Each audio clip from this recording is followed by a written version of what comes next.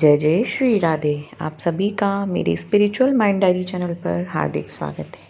आप सभी पर मेरी गोल किशोरी जी की कृपा हमेशा बनी रहे। तो दोस्तों, देश में एक महाव्रत शुरू होने वाला है। वह महाव्रत है छठ पूजा। तो आप सभी को पहले छठ पूजा की हार्दिक शुभकामनाएं, बहुत बहुत शुभकामनाएं। यह त्यौहार दीपावली के 6 दिन बाद शुरू होता है और हिंदू धर्म में जुड़े इस त्यौहार को बेहद धूमधाम से मनाया जाता है। दीपावली के बाद देश भर में छठ के महापर्व की तैयारियां जोर शोर से शुरू हो जाती हैं। छठ हर साल कार्तिक मास के शुक्ल पक्ष की षष्ठी तिथि को मनाया जाता है। इस पर्व में सूर्य भगवान और छठी माता की उपासना की जाती है।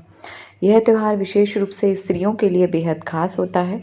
सभी स्त्रियां इस दिन अपने बच्चों की लंबी उम्र और परिवार की खुशहाली की कामना करती हैं।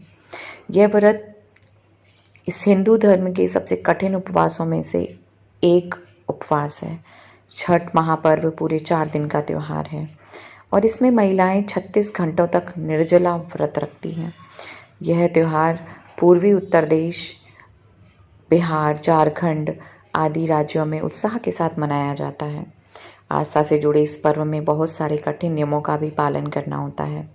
ऐसी मान्यता है कि अगर आप उचित विधि विधान से छठी माता की पूजा करते हैं तो आपकी हर मनोकामना पूर्ण होती है। ये व्रत विशेष रूप से संतान प्राप्ति और संतान की लंबी आयु के लिए रखा जाता है। तो आइए जानते हैं छठ के व्रत से जुड़ी कुछ मुख्य बातें, जरूरी नियम और शुभ मुहूर्त। लेकिन दोस्तों, इस वीडियो के इन सभी चीज़ों को जानने से पहले प्लीज़ आप मेरे इस चैनल को सब्सक्राइब कीजिएगा, लाइक एवं इस वीडियो को शेयर अवश्य कीजिएगा।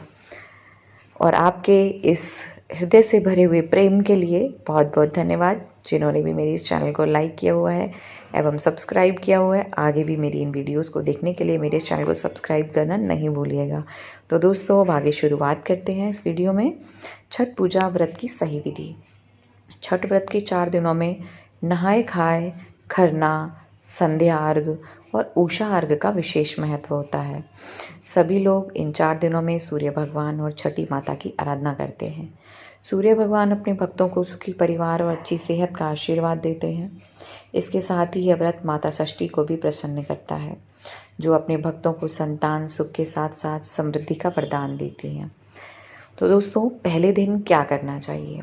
पहला दिन है नहाए खाए। व्रत में कार्तिक शुक्ल चतुर्थी के दिन नहाए खाए होता है। इस दिन जिन लोगों ने व्रत रखा होता है वे नदी या तालाब में नहाते हैं, साथ ही अपने व्रत की शुरुआत भी करते हैं। इसके बाद कभी लोग अपने घर में कद्दू की सब्जी, चने की दाल या लौकी की सब्जी बनाते हैं। दूसरा दिन है खरना। व्रत में कार्तिक शुक्ल पंचमी के दिन खरना होता है। इस दिन सुबह अपने शरीर को शुद्ध किया जाता है और शाम को पूजा के बाद गुड़ की खीर का प्रसाद बनाया जाता है। इस दौरान सबसे पहले गुड़ की खीर व पूड़ी का भोग छठी माता को अर्पित किया जाता है। भोग लगाने के बाद ही यह प्रसाद अन्य लोगों को खिलाया जाता है। इस तरह प्रसाद ग्रहण करने के बाद 36 घंटों का निर्जला व्रत शुरू हो जाता है। तीसरा दिन होता है संध्या अर्घ्य। कार्तिक शुक्ल षष्ठी यानी व्रत के तीसरे दिन बिना भोजन किए रहा जाता है। लोग अपने घरों में तरह तरह के पकवान बनाते हैं और लकड़ी के सूप में रख लेते हैं। इसके बाद सभी लोग शाम को घाट पर एकत्रित होते हैं और नदी में स्नान करते हैं। स्नान के बाद सभी लोग हाथों में सूप लेकर पानी में खड़े होते हैं और सूर्य भगवान व छठी माता को अर्घ्य देते हैं। तो दोस्तों, चौथा दिन होता है सुबह का अर्घ्य। ये अंतिम और ख़ास दिन होता है। कार्तिक शुक्ल सप्तमी तिथि के दिन पूजा का चौथा और आखिरी दिन होता है। इस दिन भी लोग अपने अपने सूपों में पकवान और फल आदि भरकर घाट पर जमा हो जाते हैं। ध्यान रहे कि आप सारी तैयारी सूर्योदय होने से पहले ही कर लें। इस दौरान जिन लोगों ने व्रत रखा होता है वे पानी में खड़े होकर उगते हुए सूर्य को अर्घ्य देते हैं। इसके बाद लोग छठ पूजा की कथा सुनकर अपना व्रत खोलते हैं। तो दोस्तों, आगे हम बताएंगे छठ पूजा 2022 की तिथि एवं शुभ मुहूर्त के बारे में। छठ पूजा कार्तिक मास के शुक्ल पक्ष की षष्ठी तिथि को मनाई जाती है।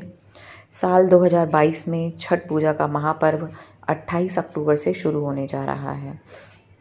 28 अक्टूबर नहाए खाए। सूर्योदय सुबह 6:30, सूर्यास्त शाम 5:39 पर होगा।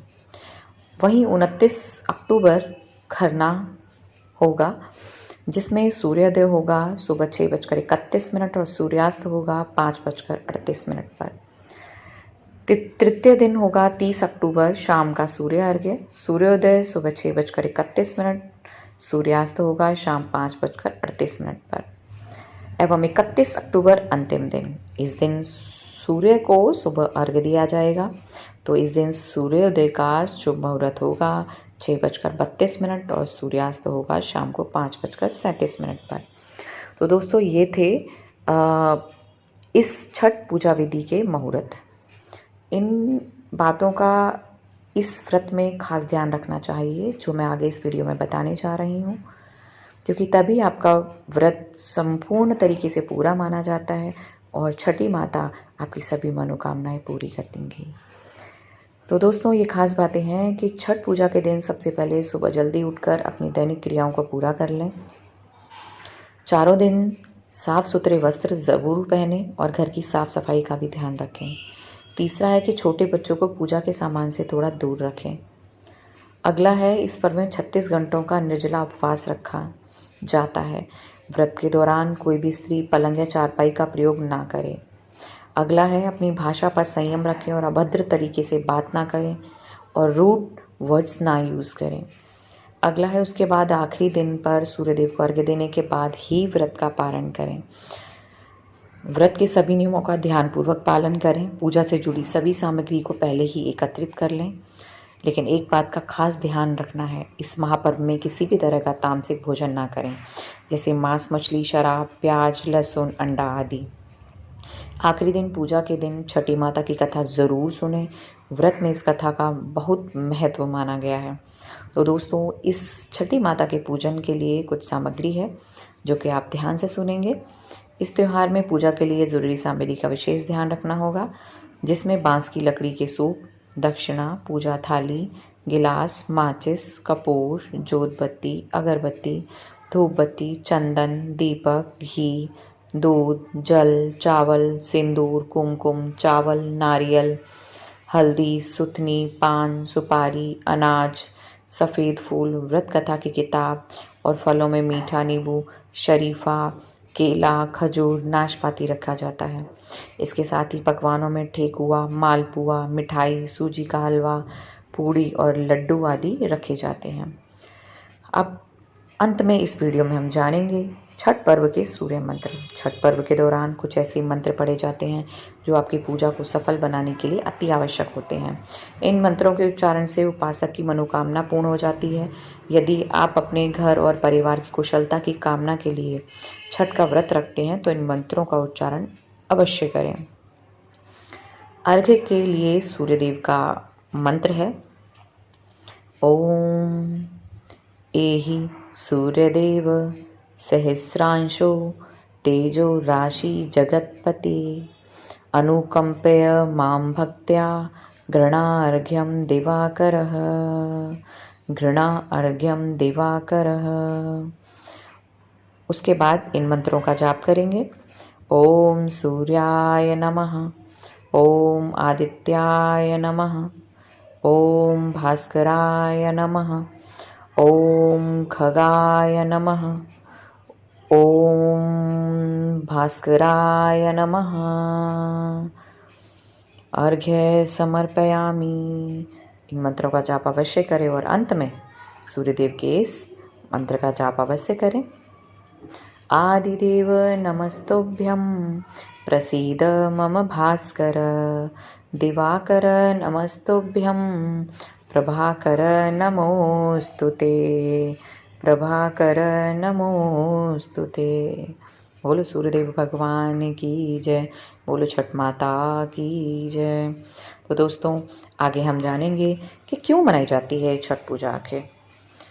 तो हिंदू मान्यताओं के अनुसार इस व्रत से कथाएं जुड़ी हुई हैं। ऐसा माना जाता है कि यह त्यौहार त्रेता युग से मनाया जा रहा है। इस त्यौहार की शुरुआत भगवान राम और माता सीता द्वारा मानी जाती है। जब भगवान राम 14 वर्ष के वनवास के बाद घर लौटे थे, तब उन्होंने माता सीता के साथ सरयू नदी के किनारे जाकर सूर्यदेव की उपासना की थी। तब से ही ये त्यौहार हमारी परंपरा का अटूट हिस्सा बन गया है। इसके अलावा इस व्रत का महत्व द्वापर युग से भी जुड़ा हुआ है, क्योंकि महाभारत काल में जब पांडव अपना सारा राजपाट हार गए थे, तब रानी द्रौपदी जी ने भी षष्ठी माता का उपवास रखा था। द्रौपदी जी की उपासना ने से षष्ठी माता ने प्रसन्न होकर उन्हें उनका राजपाट लौटा दिया था। इस महापर्व से जुड़ी एक और कथा प्रचलित है, जिसके अनुसार प्रियव्रत नाम के एक राजा हुआ करते थे। उनकी रानी मालिनी को कोई संतान नहीं थी। यह बात राजा को दुखी करती थी और इस कारण राजा ने महर्षि कश्यप से संतान प्राप्ति के लिए एक यज्ञ करवाया, जिसके फलस्वरूप रानी गर्भवती हो गई। परंतु 9 महीने के बाद रानी को मरा हुआ पुत्र प्राप्त हुआ। इस खबर ने राजा को इतना उदास कर दिया कि वे अपने प्राण त्यागने चले गए। उस दौरान राजा के सामने देवी षष्ठी प्रकट हुई और उन्होंने राजा को समझाया। देवी षष्ठी ने कहा कि यदि वे राजा पूरी श्रद्धा और विधि विधान के साथ उनकी पूजा करेंगे तो उन्हें जल्दी संतान सुख की प्राप्ति होगी। देवी की आवाज़ सुनकर राजा ने कार्तिक शुक्ल की षष्ठी तिथि पर देवी षष्ठी की उपासना की और देवी षष्ठी ने प्रसन्न होकर राजा को आशीर्वाद दिया, जिसके फलस्वरूप राजा को एक स्वस्थ पुत्र की प्राप्ति हुई। तब से ही लोग अपनी संतान की खुशी और लंबी आयु के लिए इस व्रत को धूमधाम से मनाते हैं।